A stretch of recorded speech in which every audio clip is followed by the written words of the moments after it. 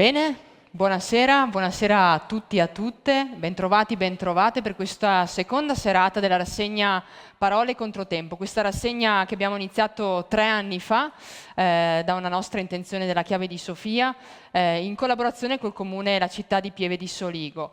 Questa rassegna che nasce intorno proprio a quelle parole che abbiamo volutamente definito parole controtempo, parole che per noi sfidano il tempo, quelle parole che a volte dimentichiamo in un cassetto, a volte abusiamo, sovrausiamo o a volte le usiamo senza sapere esattamente cosa significano. Ecco, queste parole per noi sono quelle parole determinanti che hanno bisogno, l'urgenza di essere riconsiderate, rivalutate in funzione della nostra vita personale, sociale, culturale e anche civile.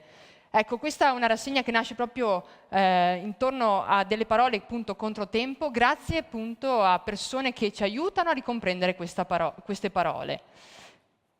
Io chiamerei qui sul palco subitissimo a fare gli onori di casa l'assessore Eleonora Secca, che accoglierei con un grande applauso. Grazie.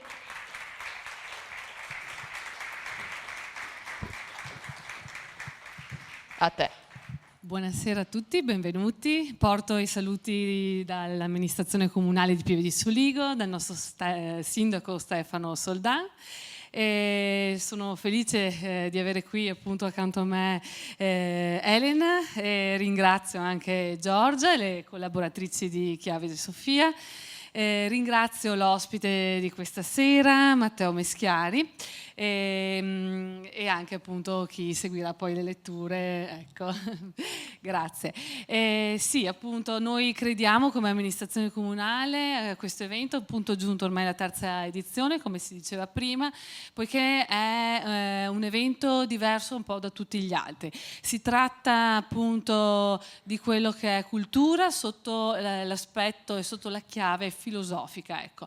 E questa rassegna vuole appunto trattare tematiche di un certo rilievo partendo da parole chiave. Questa sera mi sa che la parola chiave è limite, che è una parola diciamo che rappresenta diciamo il limite, può essere di tanti tipi, limite fisico, limite diciamo geografico, e scopriremo questa sera insomma ecco con l'ospite di cosa si tratterà.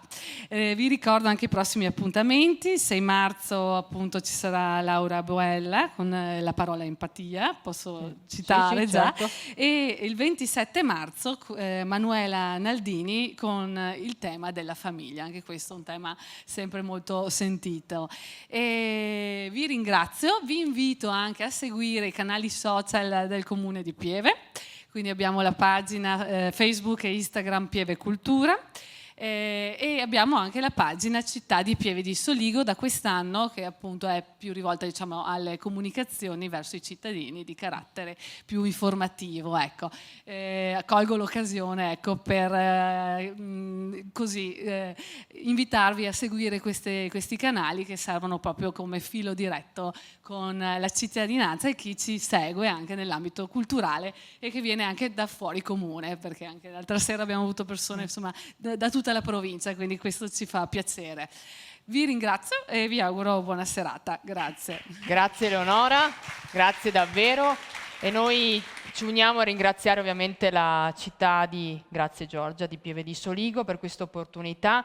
Abbiamo iniziato questo terzo viaggio nelle parole controtempo con la parola futuro, abbiamo scoperto appunto il nostro legame con la tecnologia, l'intelligenza artificiale, con il filosofo Francesco D'Isa. Questa sera invece entriamo più in un ambito, se vogliamo, sia esistenziale ma anche antropologico, una parola che abbiamo fortemente voluto, un po' anche a fronte proprio delle domande che la tecnologia e l'intelligenza artificiale ci ha portato, ed è appunto la parola limite. Quindi accoglierei con un grandissimo applauso il nostro ospite Matteo Meschiari, che chiamerei qui sul palco, e Anna.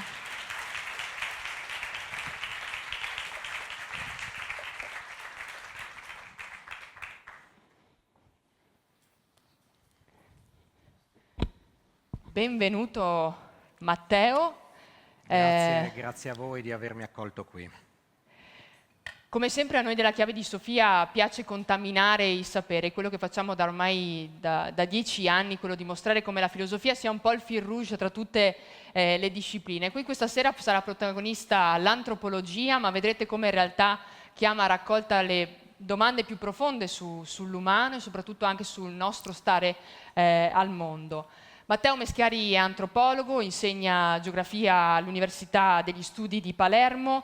Molteplici sono i suoi interessi e molteplici sono anche le pubblicazioni che hanno un po' costellato la tua esistenza sia di ricerca sia come persona, perché ti muovi dall'antropologia narrativa sino all'arte preistorica, tribale, allo spazio percepito e vissuto in Occidente ma anche nelle culture indigene.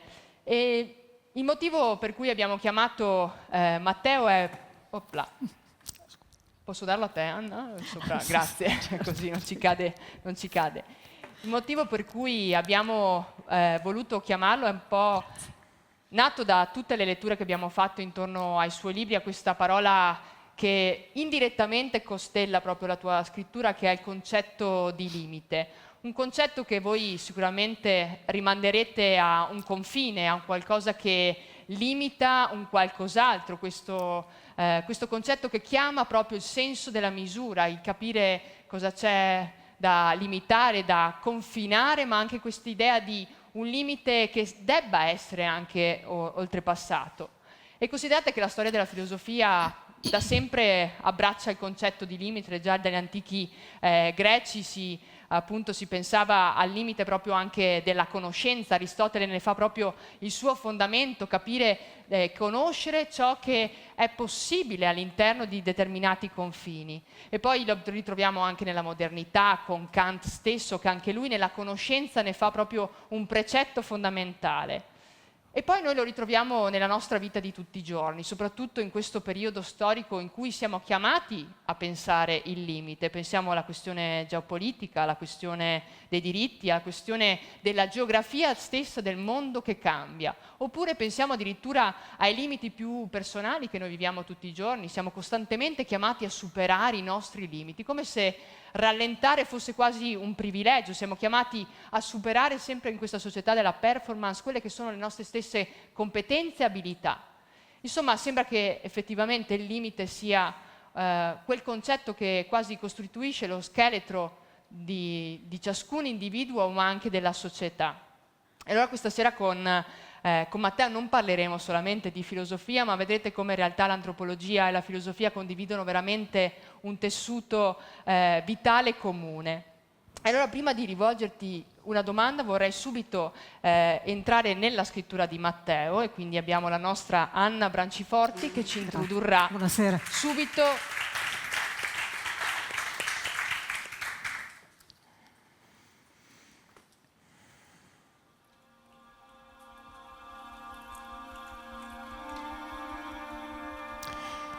Avevo 4 o 5 anni, non ricordo.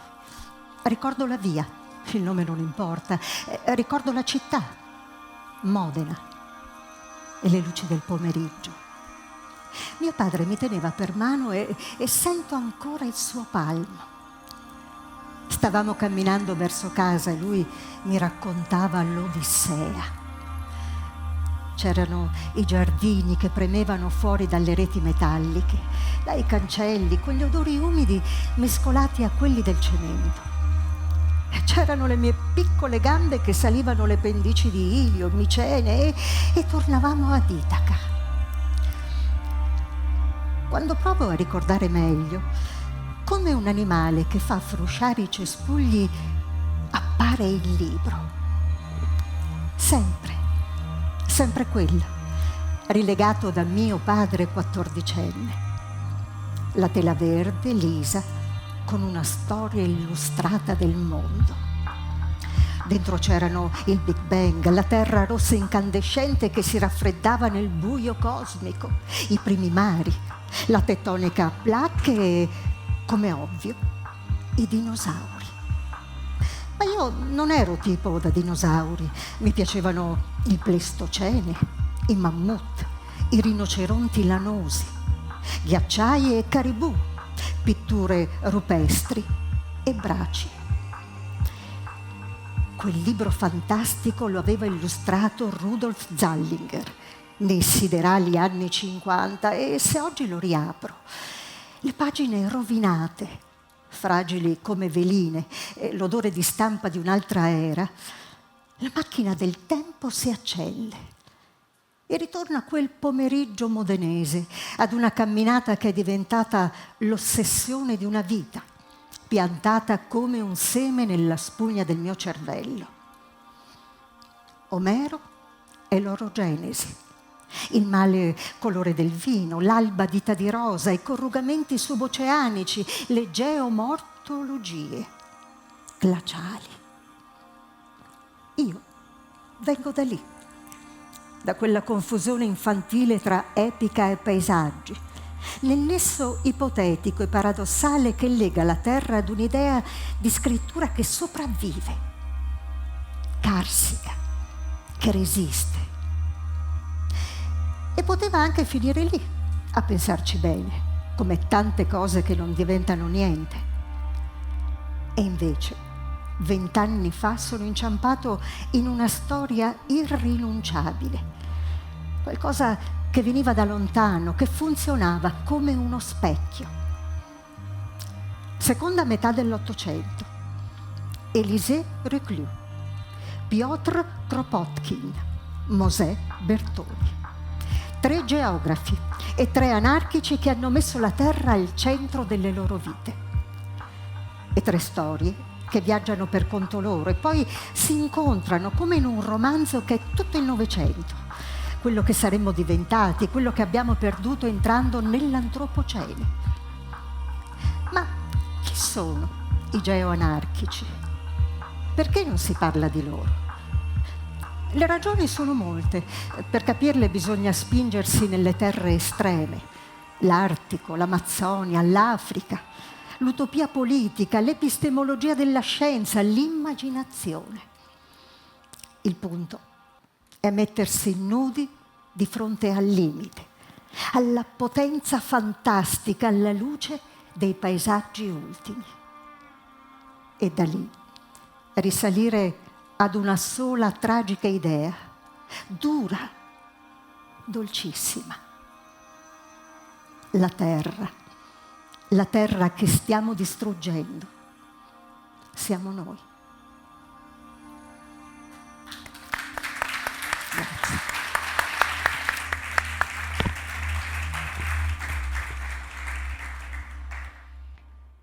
Grazie Anna. Grazie in realtà alla scelta di questa lettura che ben secondo me introduce un po' quello che è l'approccio a questa serata. L'abbiamo sentito più di una volta, terra. Ecco, tutta la riflessione ultima, poi soprattutto di Matteo, in questo libro qui, è intorno proprio al concetto di terra e di territà che poi vedremo, e soprattutto del nostro rapporto nei confronti della terra.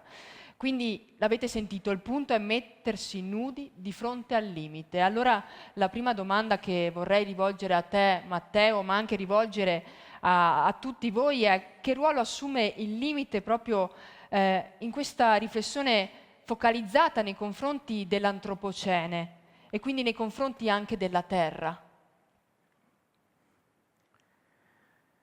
Troppo difficile? No, non sono un esperto del limite, non si può essere esperti del limite. Il limite è qualcosa che funziona proprio invece per mettere in crisi, in discussione le certezze. Volevo cominciare questo discorso in un modo, ma sono rimasto perché non avevo in realtà guardato quelli che sarebbero stati i testi letti che avete scelto. E quindi comincio da mio padre, di cui parlo in questo pezzo. E ne voglio parlare perché lui era un matematico brillante e oggi è malato di Alzheimer. E il lutto progressivo di avere osservato questa mente spaventarsi e poi perdersi e poi dissolversi è qualcosa che ha molto a che fare col limite, perché ti mette di fronte a un limite che è complesso, che non è semplicemente quello degli ostacoli o della performance o dell'autoflagellazione con cui possiamo provare a interpretare questa parola. E in realtà è così, esiste una dimensione fattuale del limite, quella che, insomma, io non posso saltare 6 metri, non riesco a fare il salto in alto come fanno certe persone che hanno un corpo diverso dal mio, ci sono dei limiti, ognuno di noi si scontra e incontra questi limiti molte volte, moltissime volte, forse ogni volta al giorno, ma sicuramente molte volte in una vita. E poi c'è una dimensione performativa, che è quella per cui possiamo pensare il limite come una zona di negoziazione, una specie di luogo in cui ci si incontra e si cerca di spostare questo confine, dialogando con gli altri, scontrandoci, a volte lottando, dove però appunto c'è una dimensione performativa, un'azione. E poi c'è quello che chiamiamo il limite morale, o potremmo chiamarlo così, cioè il momento in cui noi ci diamo dei limiti. Ecco, insomma, non posso mangiare più di 100 grammi di pasta asciutta, oppure non posso comportarmi in questo modo con il mio amico, con il mio nemico. E quindi mi do dei limiti, mi do in un qualche modo delle regole. Traccio una linea oltre la quale non posso andare. Quando una mente si dissolve, come nell'Alzheimer, si può assistere in un qualche modo in una dimensione quotidiana al dissolversi di tutto ciò che in una vita si può fare quando ci si concede il lusso di ragionare, di vivere quotidianamente nei limiti. Crollano, in poche parole, questi limiti, vengono meno e si viene a creare una zona in cui in un qualche modo il problema principale non è come si pensa la dimenticanza, la perdita di memoria, ma è proprio quel confine che noi cerchiamo di costruire durante tutta una vita e che è un limite che ci permette di definire la nostra identità, chi siamo come individui, chi siamo come gruppo, chi siamo come specie. E quando si assiste a questa fragilità, che è una fragilità di un individuo, in realtà uno si rende conto che è la fragilità della specie, di tutti noi. Siamo in una condizione in cui non esiterei a definire che stiamo entrando in una zona in cui passiamo in una forma di collasso cognitivo, una forma di Alzheimer della specie, in cui non solo rischiamo di perdere il ricordo, la memoria, quello che ci fa essere, che ci ha fatto essere fin qui chi siamo, ma dissolve la nostra stessa capacità di darci delle regole e dei limiti. Ecco, che cos'è l'antropocene? L'antropocene probabilmente, assieme a tutte le cose che sono più facili da riconoscere, da interpretare, cioè il cambiamento climatico, il collasso dei sistemi economici, il crollo dei saperi, la dissoluzione dei progetti culturali. C'è proprio probabilmente questo, una forma di disorientamento, una perdita del limite, che ovviamente è una dimensione che ci permette di misurare quanto abbiamo le gambe corte, quanto facciamo fatica a camminare, ma è anche un grandissimo strumento per dire ok, e adesso, dopo di questo, che cosa c'è? Che cosa posso fare? Che cosa possiamo fare? Quindi il limite si colloca in una zona veramente fumosa, è una nebbia, ma la nebbia permette di fare delle belle fotografie a volte, e fuori di metafora significa che possiamo attraverso la nebbia vedere le cose in maniera diversa. Interessante perché hai delineato il concetto di limite come una zona in realtà di possibilità, no? E mi viene in mente come in realtà la stessa filosofia nasce in questa zona di possibilità che è quella del dubbio. Allora ti chiedo, è possibile identificare il limite tra ciò che è effettivamente recuperabile, irrecuperabile e ciò che invece è ancora recuperabile, pensando soprattutto a quest'epoca dell'antropocene, ma soprattutto anche alla questione dei cambiamenti climatici, di questa emergenza che è davanti gli occhi di tutti e ciò nonostante ancora uno scarto evidente tra ciò che è l'agire umano e la consapevolezza di ciò che sta davvero accadendo. È molto difficile, ci siamo in mezzo, è molto difficile tentare di capire il presente. Parlavo prima del collasso. Un modo per pensarlo è un fatto reale che possiamo leggere come una metafora in un qualche modo del presente. Un tempo nelle miniere, soprattutto del nord Europa,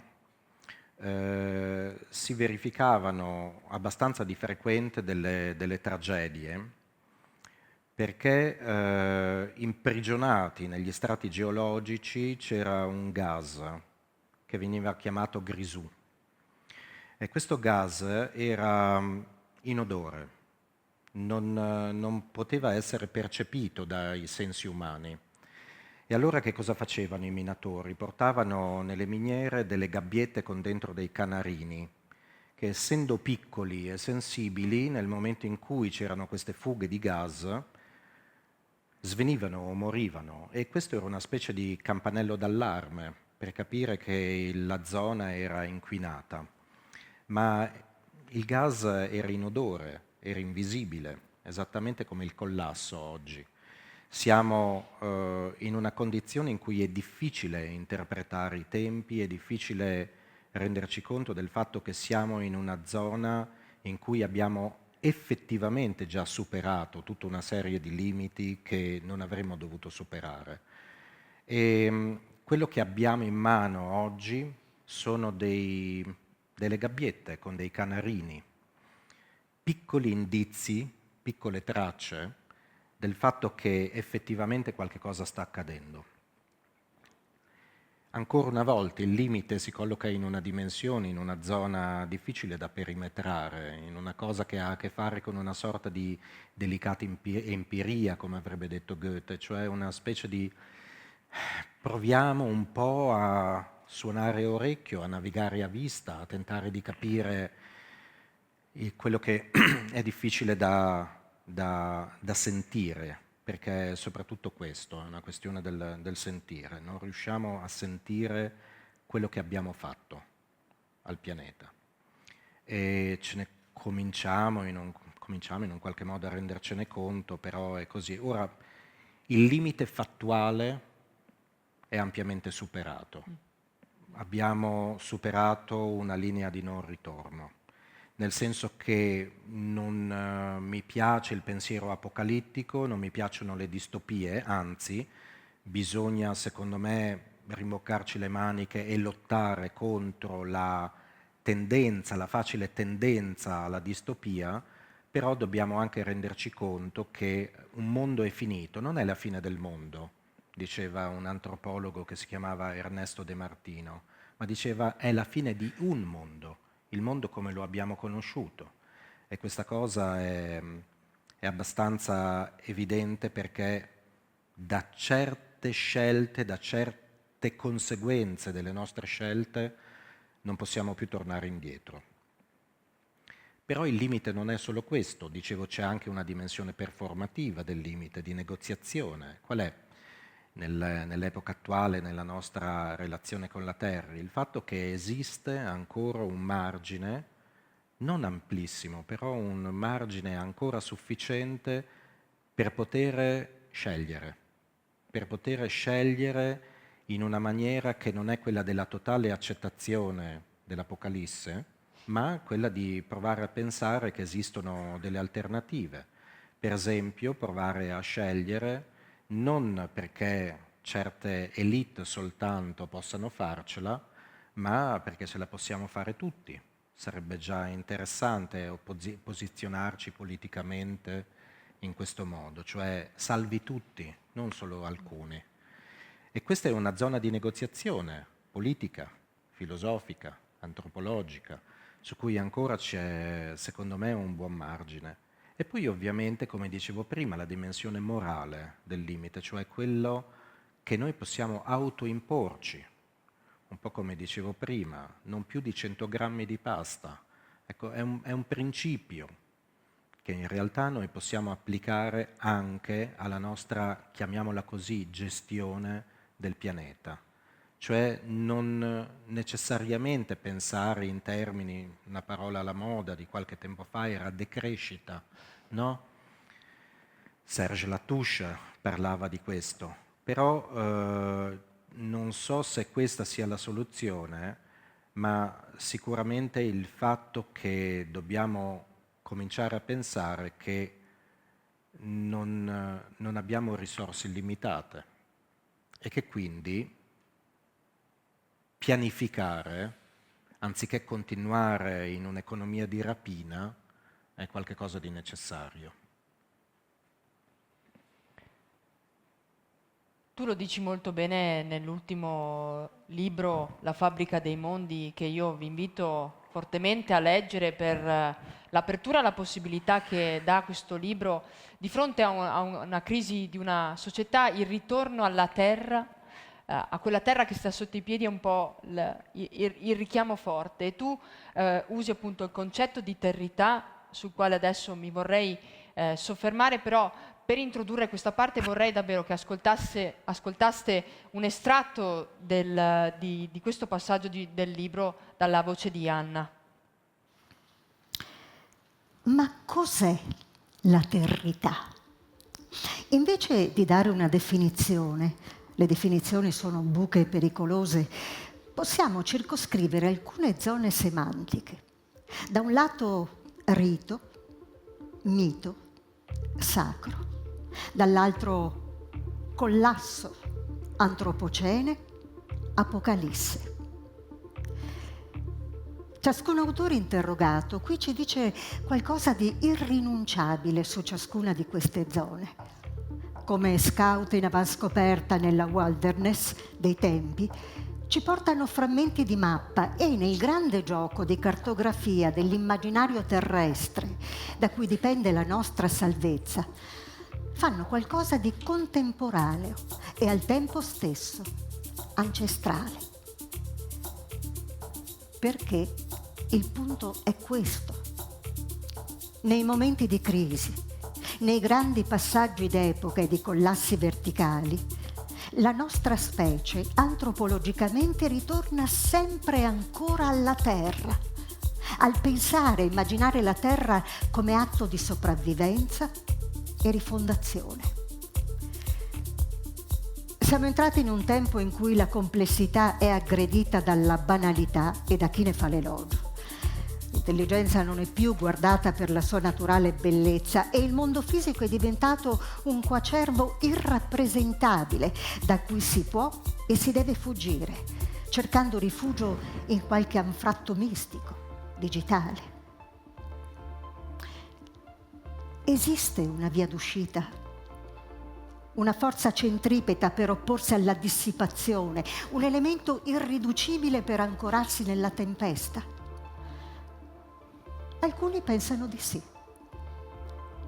Questo scoglio è la Terra e percorrerla, pensarla, immaginarla, forse raccontarla, potrebbe essere l'unico vero modo per salvarsi.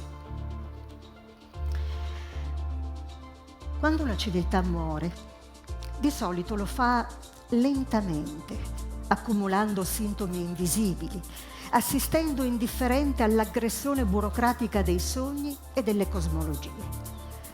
Quando il crollo è avvenuto, l'unica cosa che resta a chi sopravvive, a parte migliaia di frammenti alieni del mondo di prima, è la terra sotto i piedi. Né madre né matrigna, né massa inerte né gaia senziente. La terra è come un grande animale del tempo, di cui restano solo le ossa. E che cosa si può fare con un cumulo d'ossa nella tavola rasa della prateria? Alcuni popoli lontani nello spazio e nel tempo dal nostro Occidente ce lo raccontano da sempre con varianti infinite dello stesso mito. Le ossa vengono ricomposte e l'animale rinasce. Non è questione di superstizione, di speranza o di credenza. L'animale rinasce perché è pensato, cercato, desiderato, perché è una bestia fatta di carne ma anche di idee. Perché se non fosse immaginato sarebbe perfino impossibile cacciarlo. Quando il suo corpo muore, quando una civiltà muore, l'unico modo per de-estinguerla è reimmaginarla. La risposta è semplice.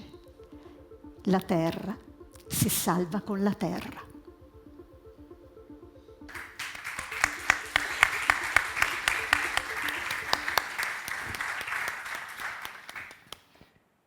Abbiamo scelto questa lettura perché in realtà cade quasi come fosse un grande abbraccio. Nel senso che tu, parlando di territà, parli della terra come fosse una reciproca appartenenza, un qualcosa che davvero forse abbiamo anche dimenticato. Allora ti volevamo chiedere in che modo il concetto di territà, se vuoi anche rispiegarlo un pochino, può cambiare il nostro rapporto con la terra.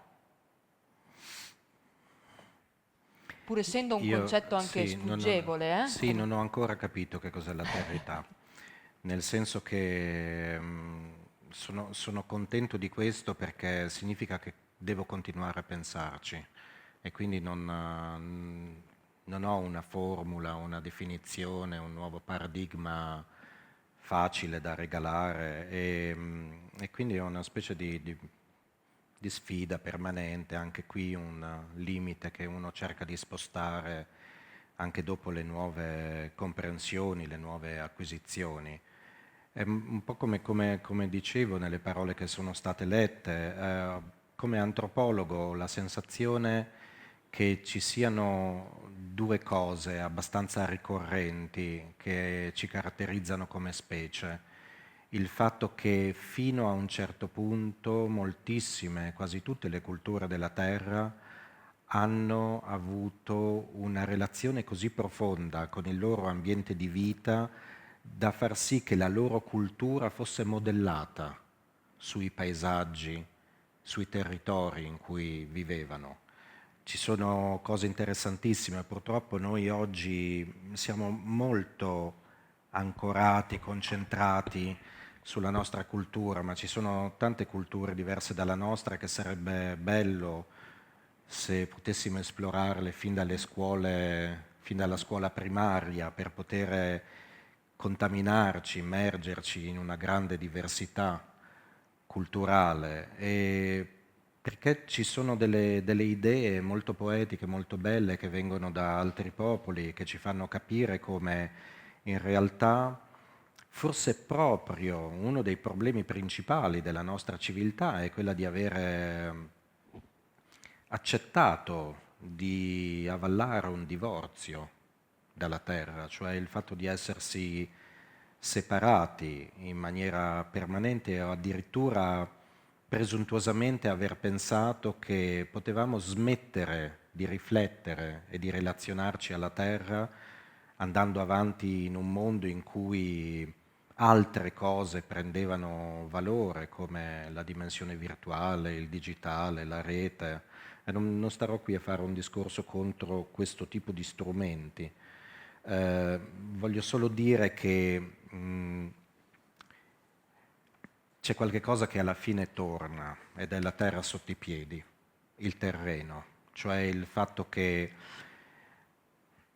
c'è un poeta, un premio Nobel, Scimussini, premio Nobel nel 95, che scrisse una bellissima poesia recuperando l'immagine mitologica del gigante Anteo, che appunto ogni volta che cadeva era di nuovo in contatto con sua madre, la terra, e questo gli restituiva energie e quindi non moriva mai. E come è stato ucciso da Ercole, che a un certo punto lo prende e lo solleva dalla terra, gli fa staccare i piedi da terra. Ecco, noi abbiamo staccato i piedi da terra. Abbiamo costruito un Ercole che ci ha staccati definitivamente, o forse no, da un contatto che era un contatto vitale. Però su questo voglio dire, ci sono tanti altri miti, oltre a quelli dei greci, che sarebbe interessante leggere, esattamente come penso che non dovremmo scivolare troppo nella suggestione che ci accompagna romanticamente da qualche secolo, e cioè che la nostra relazione con la terra è appunto una relazione materna, la grande madre, la dea, questi miti che ovviamente hanno alimentato una narrativa, una narrazione in cui madre o matrigna, la terra in un qualche modo comunque è questo. Ci sono popoli per cui la terra è una grande tartaruga o un antenato che invece si trasforma nei paesaggi, come presso gli aborigeni australiani, diventando rocce, foreste, paludi. Ci sono tanti altri racconti alternativi molto belli, ma il punto è che io sono scettico anche sul fatto di andare al supermercato etnico, cioè di andare a prendere, a pescare idee dai popoli altri per fare una specie di colonialismo nuovo, che quello gli abbiamo rubato la terra, gli abbiamo rubato le risorse della terra e adesso gli rubiamo anche le idee e l'immaginario. Quindi per me bisogna stare molto attenti anche a questo atteggiamento, come dire, di esotismo, anche se è vero che in una società, in un immaginario anemico come il nostro, il sangue che viene da certi popoli è molto più vitale, è pieno di fermenti, di energia. Voglio invece fermarmi su un pensiero filosofico, sociologico molto più nostro, ma che per me dà una chiave di lettura, una prospettiva per me interessante, che è quella di Bruno Latour, che diceva una cosa che fino a poco tempo fa diceva una cosa molto semplice. Noi non siamo umani, siamo terrestri. Apparteniamo a questa terra esattamente come gli animali, le piante e il mondo non vivente. Ma il nostro problema è che non ce ne accorgiamo, lo abbiamo dimenticato. E che cosa dobbiamo fare? Credo che tutti più o meno vi ricordiate di questo film abbastanza cringe di Spielberg che si chiamava E.T., l'extraterrestre, dove c'era questo mostriciattolo che a un certo punto diceva E.T. telefono casa, che sembra una banalità, un'ingenuità, però è interessante questo aspetto del fatto che per lui tutto il suo pianeta era casa. La sua dimora era una dimora da cui lui era stato separato e lui voleva ritornare a casa, e casa sua era l'intero pianeta. E quello che dice Latour è che noi come terrestri dovremmo in un qualche modo invece sperimentare il fatto di essere alieni, esattamente come E.T., e pensare che non siamo più a casa nostra. Pensare che siamo in una terra che non è più la nostra terra, e cioè fare quel movimento, come dire, di distanziazione, di alienazione, in cui noi usciamo dalla banalità, dall'ovvietà di essere padroni e signori di questo pianeta, e invece, come dice lui, provare a riatterrare, proprio come un alieno che ritorna sul suo pianeta. Solo se ci stacchiamo, solo se lo guardiamo da fuori, sapete la famosa cosa di quando le prime fotografie della Terra prese dagli astronauti, dai primi astronauti che hanno dato consapevolezza per la prima volta del fatto che eravamo abitanti di un pianeta limitato, chiuso, una bolla che non è infinita, che non può essere munta come invece abbiamo fatto. Ecco, quello che per me sarebbe interessante fare è recuperare in questo senso la territà, cioè questa sensazione del fatto che noi apparteniamo alla terra non come figli, ma come alieni, che in un qualche modo, avendo capito la distanza e il fatto che tutto ciò non ci appartiene, in realtà poi ritorniamo e cerchiamo di riguardare le cose e di rifondare le cose, la nostra relazione tra noi umani, tra gli umani e i non umani, tra i viventi e i non viventi in maniera diversa. Wow, grazie. Farei un applauso per quello che ha appena detto.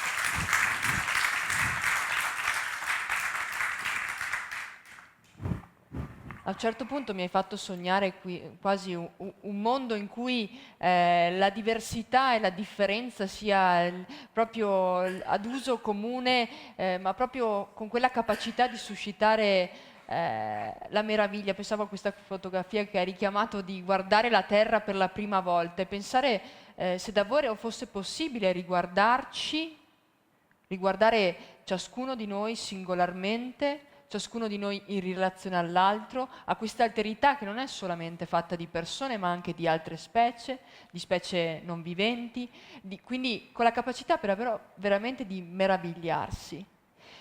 E stavo anche pensando a quando hai parlato di altre comunità nel mondo, di tribù, di popolazioni che effettivamente hanno una visione differente della Terra. Allora mi chiedevo quanto la geografia e i luoghi definiscono quella che è la nostra visione del mondo. Un pochino ne abbiamo parlato l'anno scorso, non so chi c'era tra di voi con Franco La Cecla, proprio sul tema dell'abitare, quindi quanto i luoghi e gli spazi definiscono il nostro concetto di casa, e quindi mi ha richiamato proprio questa visione anche con E.T. Quindi quanto la geografia e i luoghi influenzano questa nostra visione del mondo e forse anche il concetto di limite a questo punto. Sì, posso provare a rispondere in questo modo. Pochi giorni fa ho consegnato a un editore il mio ultimo libro, che consiste in una raccolta di 111 mappe fatte da altri.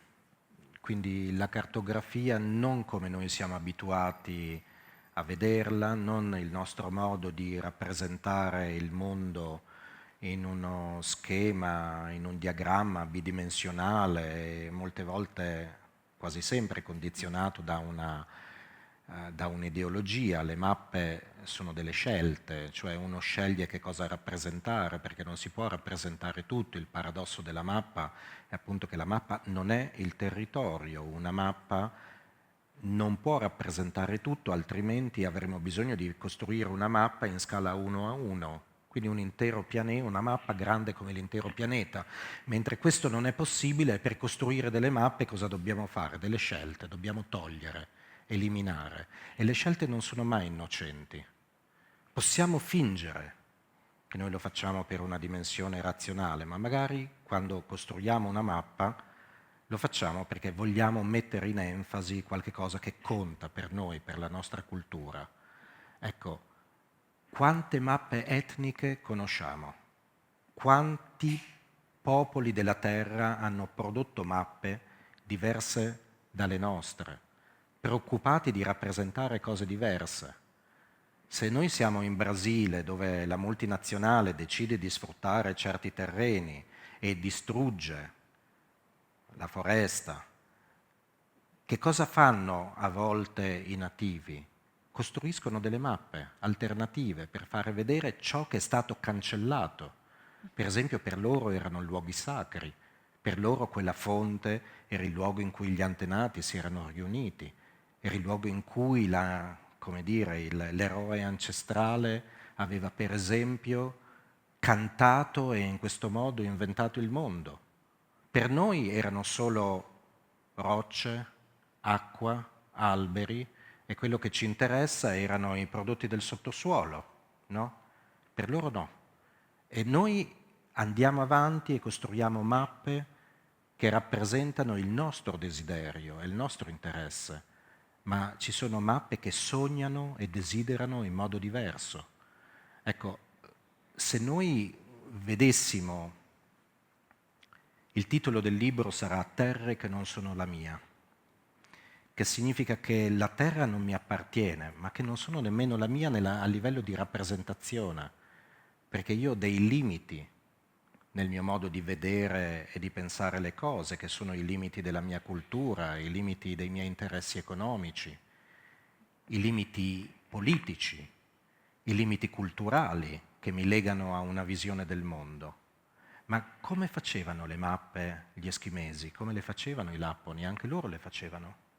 Ed erano completamente diverse dalle nostre. Ecco, questo ha a che fare con il limite, questo ha a che fare con la territà. Primo perché la territà è anche tutti i modi che tutte le altre culture hanno avuto per pensare questo pianeta. E noi conosciamo male la nostra di cultura. Non facciamo mai nemmeno lo sforzo di andare a tentare di capire come gli altri vedono le cose. Parlavi di diversità. Non possiamo arrivare alla diversità, non possiamo fare empatia se non passiamo attraverso questo semplice passaggio che è quello di dire ok, ma gli altri come vedono le cose? Com'è la Terra secondo un aborigene australiano, un abitante di Papua Nuova Guinea? E se lo facessimo, se cominciassimo a guardare come loro vedono la Terra, probabilmente ci renderemmo conto del fatto che siamo una specie straordinaria, dotata di una grandissima immaginazione. E nessuna di queste visioni è quella giusta. Non è giusta la nostra, non è giusta la loro.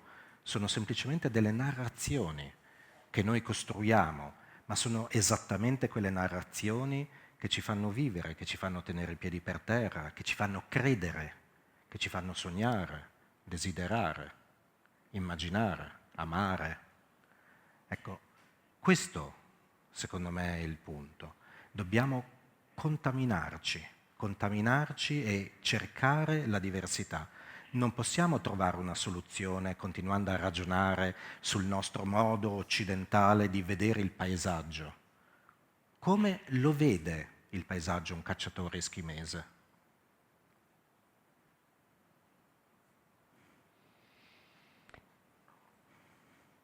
Allora, hai già un po' accennato a quella che voleva essere un po' l'ultima parte della nostra conversazione, proprio legata all'immaginazione, ma a quello che tu definisci sempre in La fabbrica dei monti come proprio uno spazio propulsivo affinché l'immaginazione possa esistere nella nostra visione del mondo, ma anche nella nostra vita. Allora, ancora una volta lascerei ad Anna la voce della tua penna.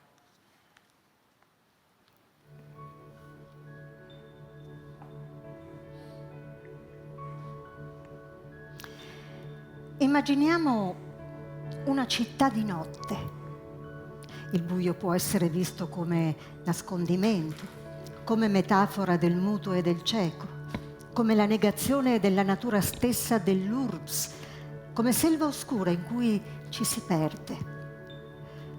Oppure può essere visto come occasione per fare lavoro di ricomposizione visuale, immaginativa, politica, nel senso che la perdita di contorni e di visibilità non è necessariamente una sconfitta dei sensi, ma può essere l'humus in cui far germogliare le possibilità della visione. Ed è esattamente quello che ho provato a fare qui, un manuale portatile della notte. il cui scopo è quello di stimolare l'immaginario per spingerlo a produrre non tanto soluzioni progettuali, ma progetti verbali e immaginali, capaci di propiziare una via d'uscita allo stallo. Certo, la letteratura non è il mondo. La letteratura non salverà il mondo, ma la letteratura è, tra le altre cose, una mappa di paradigmi utili per elaborare scenari alternativi. È un serbatoio di immaginazione e di coraggio.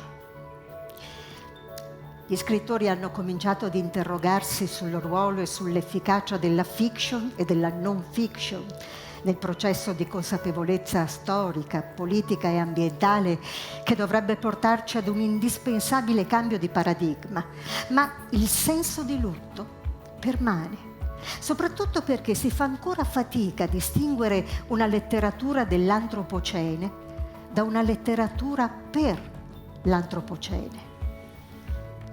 Da un lato disaster fiction, speculative fiction, post-apocalyptic fiction, ma dall'altro un campo molto più largo e molto più fluido, che prova a raccontare altre relazioni possibili tra mondo umano e mondo non umano, tra animali, piante e paesaggi terrestri, che esplora le visioni indigene senza saccheggiarle. Fabbrica mondi secondari della possibilità sociale e del mistero del cosmo. Ormai è chiaro che esiste una responsabilità nel come e cosa raccontare di fronte al nodo bipolare del nostro tempo.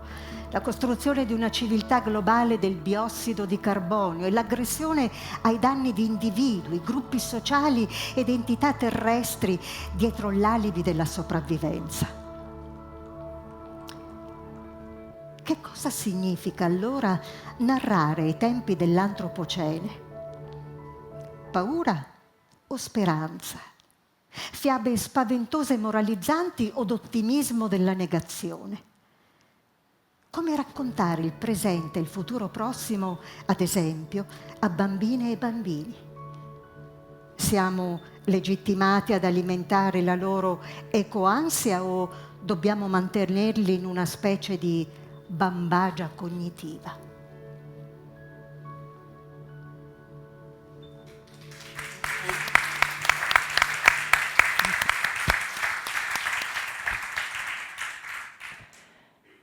E qui arriviamo finalmente a una bella spinta, almeno un po' di speranza, no? Di positività. È quello che dicevamo un po' anche all'inizio, che il limite ammette questa dimensione anche della possibilità. E Matteo, tu lo dici molto bene, ammettendo la dimensione dell'immaginazione, recuperando anche la dimensione stessa della letteratura, citi Pasolini, Tolkien, Calvino, è proprio su questa capacità che hanno di ricordarci del nostro bisogno irrinunciabile di fabbricare dei mondi immaginati che però ci aiutino a capire soprattutto il nostro modo di stare al mondo.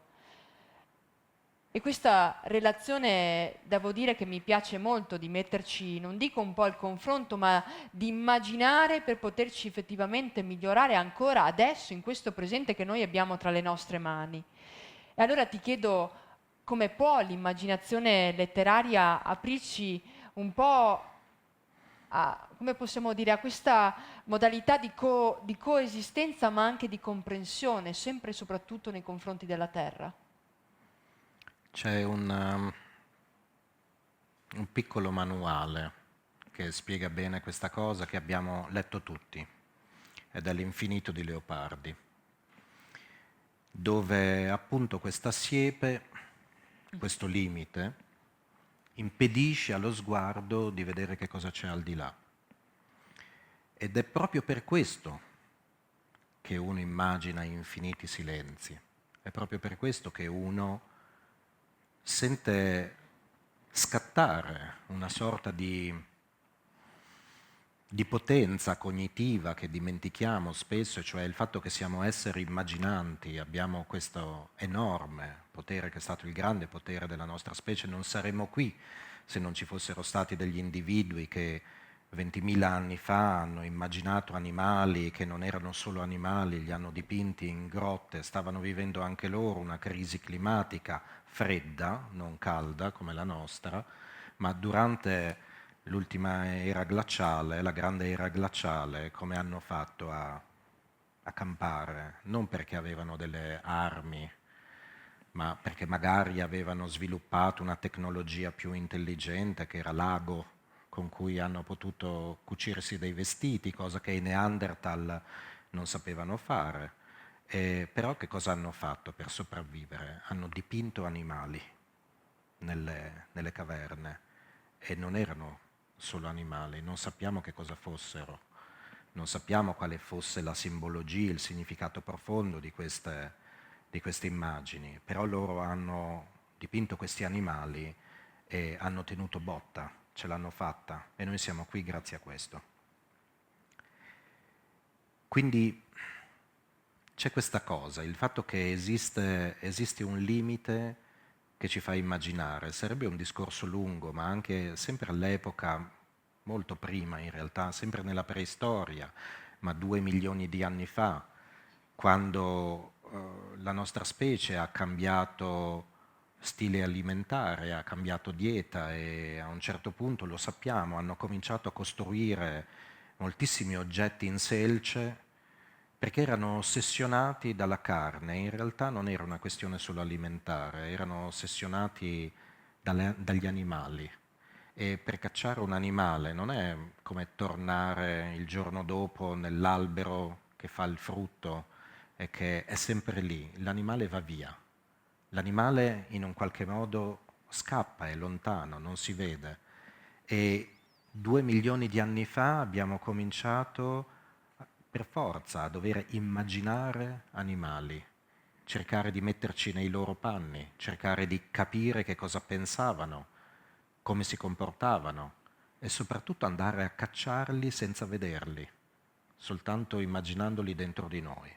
Ecco, che cosa ci hanno regalato gli animali? Non ci hanno regalato una dieta carnea, ci hanno regalato l'invisibile, ci hanno regalato una facoltà di astrazione, la capacità di vedere cose che non vediamo. Un geografo canadese che si chiamava Luc Bureau ha scritto un bellissimo libro molto poco conosciuto, non tradotto in italiano, Géographie de la nuit, Geografie della notte. E dice qualche cosa di molto interessante, perché noi siamo, non solo i geografi lo sono, ma tutti siamo legati alla visibilità, al fatto di volere, come dire, interpretare il mondo grazie alla nostra capacità di vedere cose. Luc Bureau dice un'altra cosa, che invece dobbiamo preservare i luoghi notturni, dobbiamo spegnere le luci, perché è esattamente fare quello che diceva Leopardi, cioè porre un limite ai nostri sensi, da un punto di vista fisico, ma ovviamente anche cognitivo, porre un limite alle nostre capacità e cercare proprio per questo di creare un vuoto, perché è esattamente in questo vuoto che, come in una cassa di risonanza di una chitarra, e poi il suono viene amplificato. È lì che il pensiero, poi l'immaginazione può prendere energia e portarci veramente lontano. Per cui è questo, ma lo si può dire, lo si può raccontare anche in un altro modo, cioè ognuno di noi conosce benissimo almeno una persona, ma veramente bene. E uno dice, nessuno ti conosce come me. Ma anche così noi sappiamo che c'è una parte inattingibile. Continua a esserci in quella persona che conosciamo benissimo ancora una quota di mistero che noi non potremo mai raggiungere. C'è comunque una parte opaca, notturna, in chiunque noi conosciamo, che è lì, e dentro la quale non potremo mai veramente arrivare. Eppure è proprio questo che in un qualche modo ci mantiene in un legame profondamente erotico con quella persona, perché è proprio nel mistero che uno continua a desiderare di conoscere, desiderare di vedere qualcosa di più. 200.000, 250.000 anni fa la nostra specie in Africa ha deciso di uscire dall'Africa. L'Africa era come una specie di supermercato a cielo aperto, c'era tutto. Eravamo così pochi e l'Africa era immensa, avevamo tutto.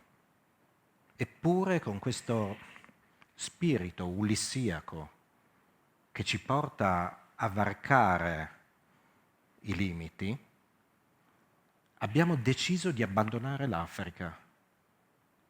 Era il paradiso, cioè c'era veramente ogni cosa di cui avevamo bisogno per sopravvivere come specie, invece barattando il tutto, a volte con il niente, a volte con il rischio dell'estinzione, con la perdita, con la penuria, il vuoto. Eppure la nostra specie è uscita dall'Africa e ha colonizzato il mondo intero, perché nel paesaggio africano di colline verdi qualcuno si è detto: cosa c'è al di là?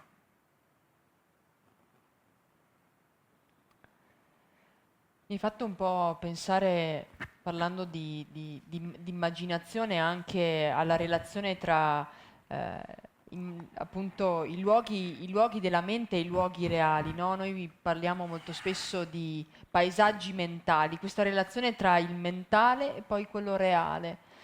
Allora mi sembra quasi che sia una spinta dell'umano andare in questa direzione di una relazione profonda tra l'immaginare e anche i luoghi, ma poi anche la loro fisicità, questa relazione che forse però abbiamo un po' smarrita.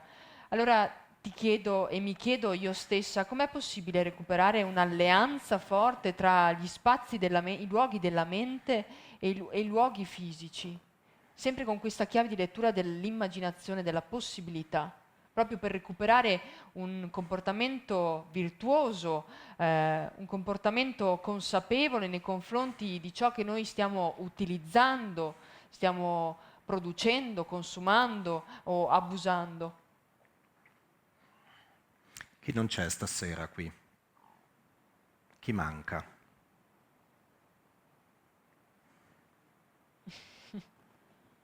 I bambini. Non ci sono bambini qui.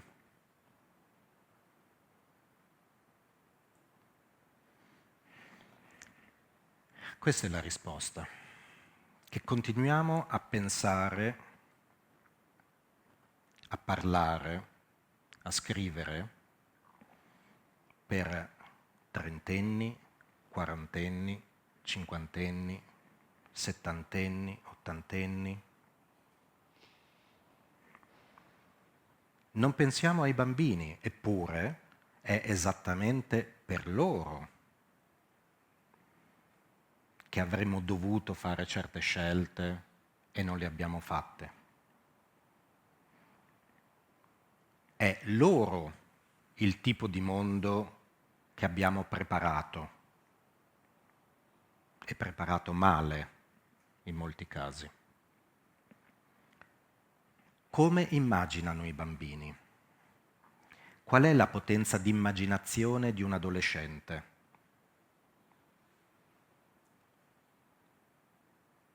Continuiamo a pensare alle soluzioni. Una cosa che mi ha stupito moltissimo in una conferenza dove si parlava di energie alternative, l'eolico, il solare,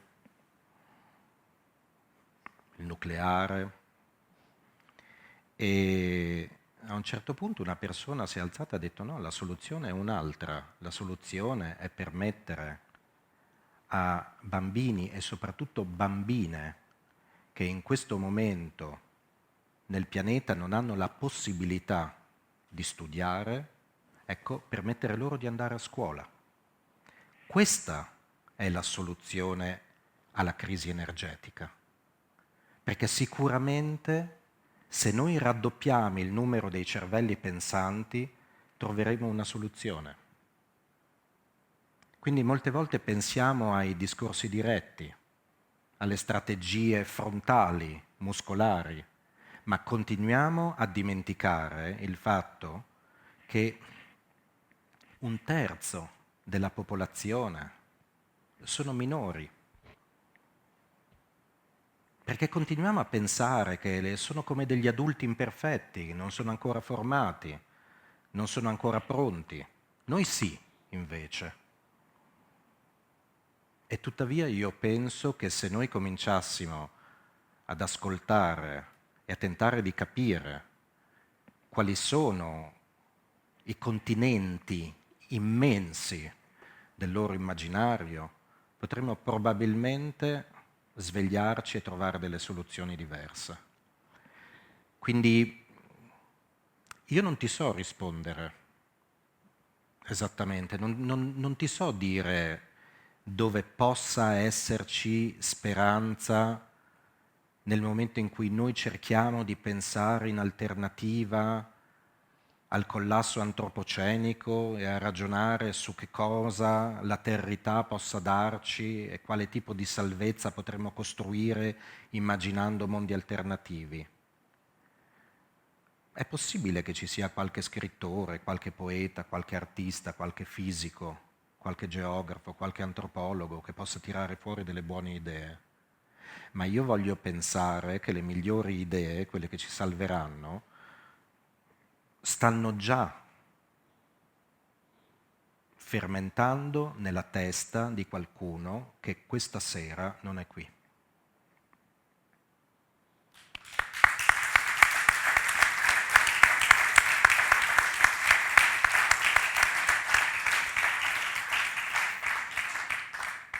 In questo momento vorrei immaginare una scuola che ammetterà nei suoi programmi proprio un paio di ore di lezioni di fabbrica di mondi immaginati. Ecco, questo è un esercizio all'immaginazione. Io lascerei la parola a loro qui in platea per qualche suggestione, condivisione, riflessione, qualche domanda, qualche sensazione che avete avuto qui questa sera.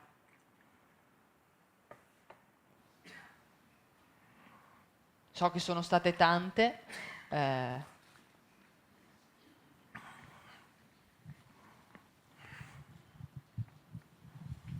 Eccoli. Buonasera. Buonasera. Io ho una provocazione da fare. Mi ha fatto pensare, sentendo le citazioni di Latouche, dell'aspetto alieno dell'uomo, mi ha fatto pensare a un filosofo russo, Fyodorov, che teorizzava il cosmismo. Questa filosofia consisteva nel pensare che l'uomo, che la Terra per l'uomo è la propria culla e che l'uomo deve uscire da questa culla e deve andare nello spazio, cioè conquistare lo spazio. Quindi il concetto dell'illimitatezza, quindi senza limiti. Mentre stasera abbiamo parlato molto di terra e di concezione del limite. Io sono molto in sintonia con quello che ha detto lei, però ho pensato a questa provocazione. E poi, alla fine, stavo pensando che chi si ispira a questa filosofia del cosmismo, c'è un personaggio che tutti conosciamo, che è Elon Musk, e che ha lanciato l'idea un po' tecnologica più che filosofica, perché Fyodorov era un filosofo, e praticamente la sua idea di andare su Marte, questa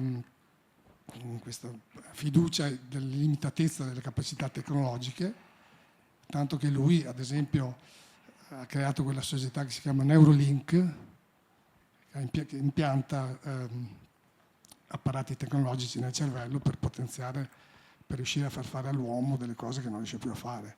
È già la prima persona che ha sperimentato questo microchip, è inserito nel cervello, riesce già a comunicare, altrimenti sarebbe un paralitico, una persona bloccata. Quindi, ecco, tutto qua, insomma. Avevo pensato al discorso del limite e dell'illimitatezza della potenzialità dell'uomo. Cosa ne pensa? Accetto la provocazione. Io ho un'idea. Non so se è una specie di complottismo al contrario, ma ho un'idea che ha a che fare con il discorso della conquista, termine molto coloniale del cosmo. E soprattutto questa cosa di Marte, che veramente solletica anche da prima di Musk tutta una serie di immaginari non solo fantascientifici. Se ci pensate, il tipo di strutture che sono necessarie su Marte per sopravvivere lì sono le stesse strutture che saranno necessarie sulla Terra se la Terra continuerà a degenerare da un punto di vista climatico e atmosferico come sta facendo. Secondo me sono delle grandi prove generali non per andare su Marte, ma per costruire dei luoghi d'élite su questo pianeta. Cioè dei luoghi in cui chi avrà i soldi, chi sarà dal lato giusto della barricata, potrà continuare a sopravvivere in condizioni estreme come su Marte, un paesaggio desertico in cui solo in cupole controllate, senza atmosfera respirabile, in cui solo in cupole controllate si potrà sopravvivere. E questa cosa che dicevo sembra un po' un complottismo al contrario, in realtà è un discorso già ampiamente alimentato da proprio le stesse persone che in questo momento nella Silicon Valley stanno cominciando a investire moltissimo denaro per costruirsi materialmente e dichiaratamente delle ecofortezze. Per esempio, stanno acquistando terre perché Trump vuole la Groenlandia. Perché Putin sta comprando amplissimi appezzamenti di terra in Siberia? Perché ovviamente ci sarà l'innalzamento della linea del grano con il suo riscaldamento globale e terre che oggi non sono coltivabili lo diventeranno molto presto. Lo sapete, si sta già parlando di vini norvegesi, no? O viti coltivati in Scozia, e gente sta comprando terreni in questo senso, oppure in Nuova Zelanda, per costruire delle zone in cui è stato dichiarato da loro: noi assisteremo dall'alto delle nostre mura al crollo della civiltà.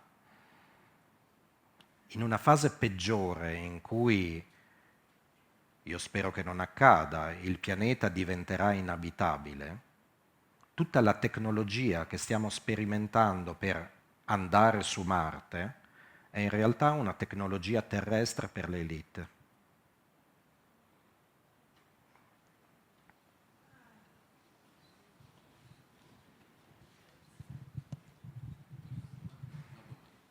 Sì, buonasera. Sì, il tema è bellissimo, il limite. Ci sono dei limiti che si può anche conoscere e diciamo anche affrontare, però c'è quel dilemma del limite morale che purtroppo resta un punto interrogativo, anche sulla storia della vita, e questo limite morale non è stato ancora preso veramente per mano, e che lascia molte tragedie, insomma, ecco, questo limite morale. Ecco, vorrei una riflessione da lei. Sì. È un discorso che abbiamo, come dire, toccato, l'abbiamo affrontato in modo solo tangenziale stasera, quindi grazie della domanda perché mi permette di approfondire qualche cosa che avrei voluto dire. Abbiamo detto in più di un'occasione che l'altro non è solo l'altro umano, ma c'è anche il non umano, c'è anche il non vivente, no? Non è un discorso così strano. Per esempio, stiamo provando a fare, come dire, a rendere efficaci certe leggi votate 25 anni fa per la tutela del paesaggio. Il paesaggio non è un'entità vivente se non in alcuni suoi elementi. Ci sono i beni culturali geologici, per dire, teniamo anche a cose che non sono vive nella nostra vita. Ora, c'è una cosa interessante in molte culture diverse dalla nostra che è stato chiamato da alcuni antropologi prospettivismo, cioè il fatto che io mi colloco nella prospettiva di qualcun altro. Lo si può raccontare in un modo abbastanza carino, lo ha fatto un antropologo che si chiama Viveiros de Castro, che ha studiato i popoli dell'Amazzonia. E presso alcuni di questi popoli c'è una figura centrale che è il giaguaro. E la cosa interessante è che non solo loro credono, come molti altri popoli animisti, che il giaguaro abbia un'anima, esattamente come l'hanno gli umani, come l'hanno le piante, secondo loro, come l'hanno i minerali, il tuono, la pioggia. Tutto ha un'anima in una cultura animista. Ma la cosa interessante che ha osservato nelle culture dell'Amazzonia Viveiros de Castro è che c'è un animismo ancora più complesso, che lui ha chiamato prospettivismo, in cui il giaguaro pensa di essere un umano e vede gli umani come giaguari, come dei predatori. Ma lui, dal momento che le anime non sono, come lo diceva Aristotele, delle anime diverse a seconda del rango ontologico di tutti i viventi, ma secondo l'animismo le anime sono tutte anime umane, incarnate in vari esseri, quindi non solo umani, ma anche animali, vegetali, eccetera, il giaguaro si sente umano. Ovviamente è una narrazione. Si sente umano e vede noi come dei giaguari. Per lui la foresta è una casa. La casa degli umani per lui è la foresta. Quindi è tutto rovesciato. Che cosa ci dice questa storia? Che non è solo curiosa per dire come sono esotici i nativi dell'Amazzonia. Ci dice qualche cosa di molto interessante, e cioè che se noi praticassimo uno sguardo prospettivista, cioè ci mettessimo veramente nei panni di qualcun altro, al di là della dimensione dell'empatia, che è importantissima, però come scatta l'empatia? Scatta perché c'è un primo passo, che è quello del mettersi nei panni di qualcun altro. Io provo a capire chi sei tu, che cosa provi, che cosa senti, immaginando di essere te, come il giaguaro, che immagina che gli umani sono dei giaguari, li immagina in maniera diversa. Ecco, il prospettivismo è una forte chiave di lettura che permette di criticare le gerarchie ontologiche che la nostra cultura occidentale in particolare ha, come dire, reso così schematiche, così fisse, così linneiane, no? La classificazione di Linneo che stabilisce che cosa è umano, che cosa non è umano, eccetera. Il prospettivismo ci dice che abbiamo un'alternativa di sguardo, e cioè il fatto che possiamo provare, anche solo per poco, anche solo in maniera parziale, a essere qualcun altro. E di ritorno questa cosa, probabilmente, anche rispetto a un certo spavento, potrebbe portare qualcosa di buono.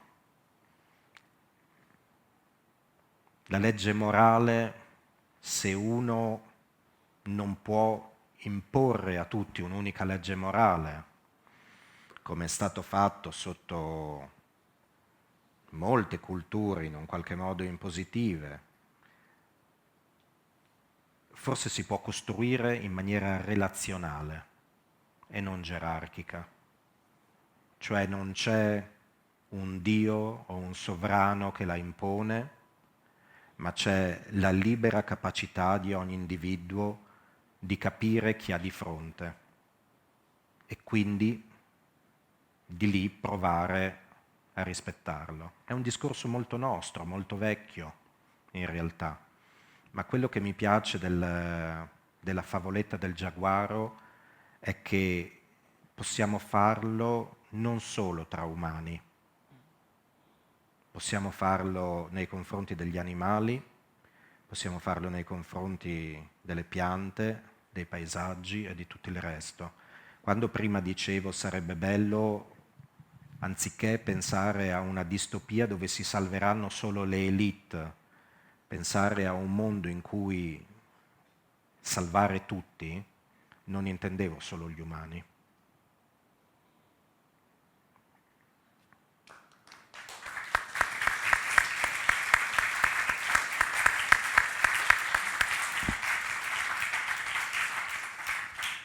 C'è qualche altra domanda, osservazione? Perché ne avete abbastanza da portare a casa dopo stasera. Allora io farei di nuovo un grandissimo... Ce n'è un'altra? Ok, scusami che non l'ho vista. Fantastico. Buonasera, solo un piccolo commento che mi dà speranza e che viene dall'arte, dalla creatività e da nuove forme, non sono nuove, ma forme di creatività e di pedagogia che mettono insieme la filosofia, la somatica, quindi la conoscenza che viene dal corpo, il movimento e la creatività. E proprio prima di venire qui ero in una riunione con degli attivisti ambientali e che lavorano per l'educazione e si parlava proprio di questi temi, come possiamo portare nelle scuole un'arte che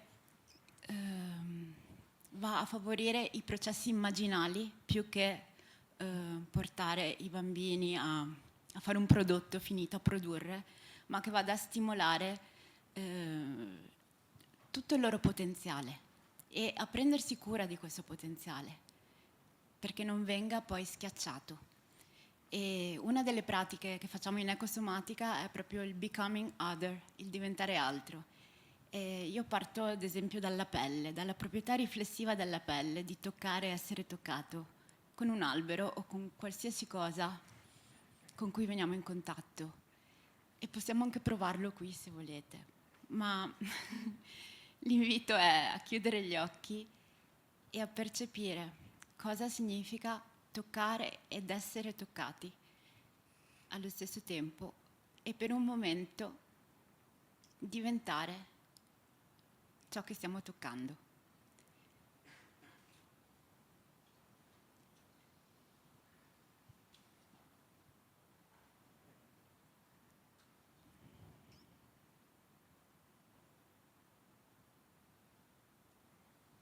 E torniamo. Grazie. Grazie. Grazie.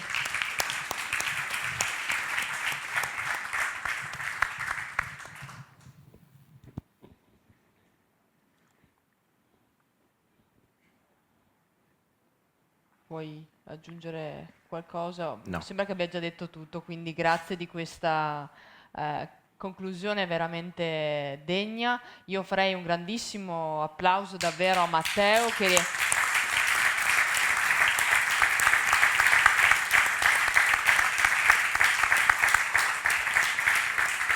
ringraziamo di cuore soprattutto per il peso e la cura con cui hai scelto ogni parola che hai condiviso con noi questa sera. L'abbiamo sentito, l'abbiamo percepito, ecco la fisicità di quello che è anche la ricerca di Matteo. Io davvero vi invito a leggere questo penultimo, perché ormai adesso ho detto che c'è anche il nuovo in arrivo sulle mappe, questo libro, invitandovi un pochino, ecco, a ritagliarvi questo spazio per fabbricare mondi immaginari. Mi piace tantissimo, quindi vorrei che ciascuno di voi in un frammento della propria vita, che abbia un nipotino, un figlio, qualsiasi persona possa ritagliare questo spazio davvero di immaginare mondi possibili e immaginati.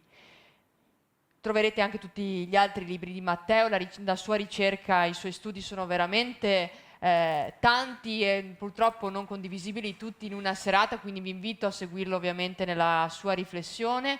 Se non avete voglia invece di leggere il libro, troverete una piccola cassetta delle offerte. Ogni vostro contributo è per noi prezioso per continuare in questa direzione. Ti ringrazio anche Matteo perché hai introdotto un po' quello che sarà la riflessione del prossimo incontro, ovvero l'empatia, ma un'empatia che ha a che fare fortemente con l'alterità. Ecco, quindi questo sguardo, questo volto, questa capacità di metterci nei panni degli altri sarà proprio l'oggetto del prossimo incontro con la filosofa Laura Boella il 6 marzo. Di nuovo grazie Matteo, grazie a alla voi. città di Pieve di Soligo. Avete anche 2 orette per guardare Sanremo, lo dico e lo chiudo. Bene, grazie a tutti, buonanotte, alla prossima.